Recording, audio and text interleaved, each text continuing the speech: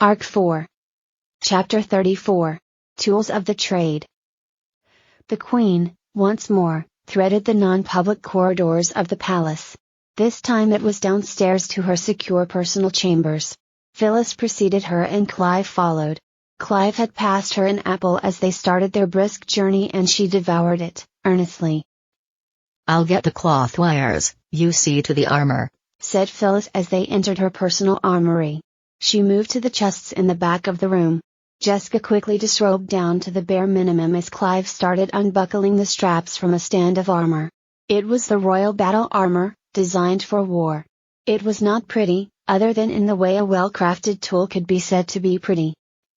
It was fluted in folds and creases, but they were purely there to add strength. They were not teased into fanciful patterns mimicking contemporary fashion, like the ceremonial dress armor to its left. That one was for formal occasions, and had that, along with intricate engraving and enamel inlays.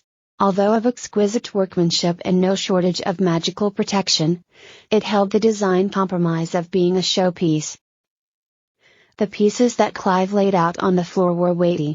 Made from magically forged alloys of noble metals, it was supernaturally sturdy and could have been imbued with being much lighter, as the traveling armor on the right. However, that armor also had the design criteria of being practical, transportable, and comfortable. That armor could donned and doffed by the wearer. This was not. And the pieces retained some of their material weight since its protection was not in hardness alone, but the ability to slow the momentum of incoming blows. As Clive finished readying the armored pieces, Phyllis returned with her hands full of cloth. First she strapped a wide leather girdle onto Jesca. It was curved to fit her body and lined with a thin layer of felt. Phyllis threaded the many eyelets with strong cord and stitched her into it, forcing her to inhale deeply for the tightest fit that would not constrict her breathing.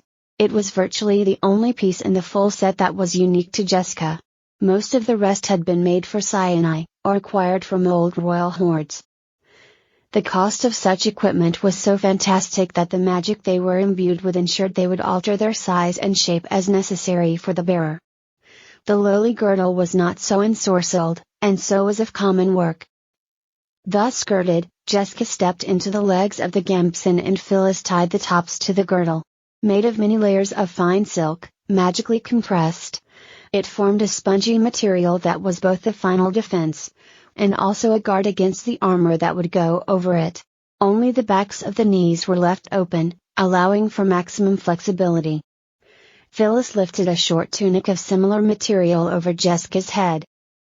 Small leather straps tightened this at her sides until it was tightly bound to her. The two arms were tied at points to her shoulders, similar to the legs, with the same cutouts in the pits of her elbow. When the final knot was tied, Jesca did some deep bends and stretches, nodding her satisfaction. Lastly, heavy reinforced boots were laced to her feet. Clive stepped forward, holding the disembodied metal shell of a leg. The entire articulated piece moved soundlessly in his grasp as he checked the joints and maneuvered it into place. In the same fashion as the gambeson, he attached this to the girdle at the point of her hip.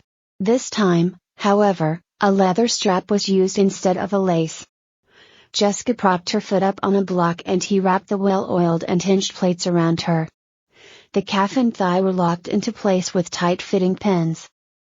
The pollin was strapped into place, with a wide wing providing cover for the back of the knee.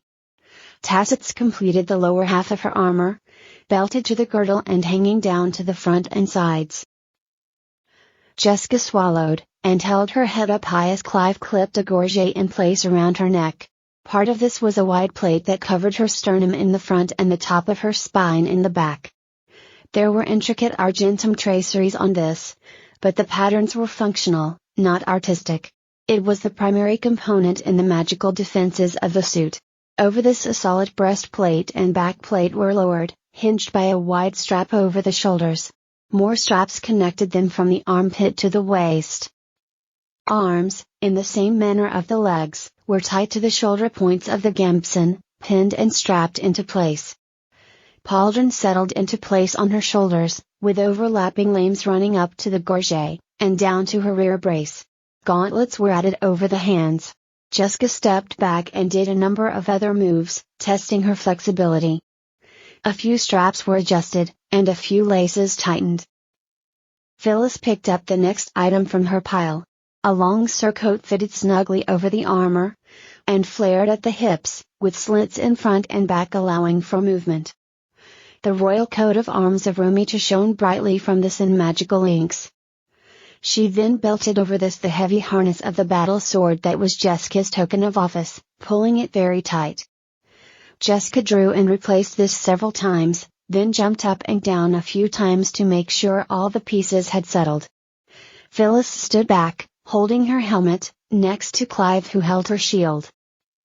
"Are you proud of yourself?" asked Clive. Jesca looked levelly at him, at his height now with her boots. "Are you trying to talk me out of this?" He shook his head. "This does not seem the right course of action to me. But I do not have all the information you have, so I cannot be sure of that. And, since I do not bear the responsibility for the decision, it would not be my place to second-guess you on it." She looked relieved. "But my question still stands, are you proud of yourself?" Jesca took in a deep breath, and let it go, taking the question at face value. "I have convinced my principals in this action without use of deceit. I feel it is the best for Romitu. And I stand ready to put my life on the line for this decision." He waited. "I'm not sure I am proud of myself yet, but I intend to pursue this course in a way that will lead to accomplishments I can be proud in." "That is important to remember," said Clive, soberly. "Scion, I always said the sword you now bear is more than just being a symbol of your office. The magic in it magnifies your leadership. It is probably the most important item of magic you bear.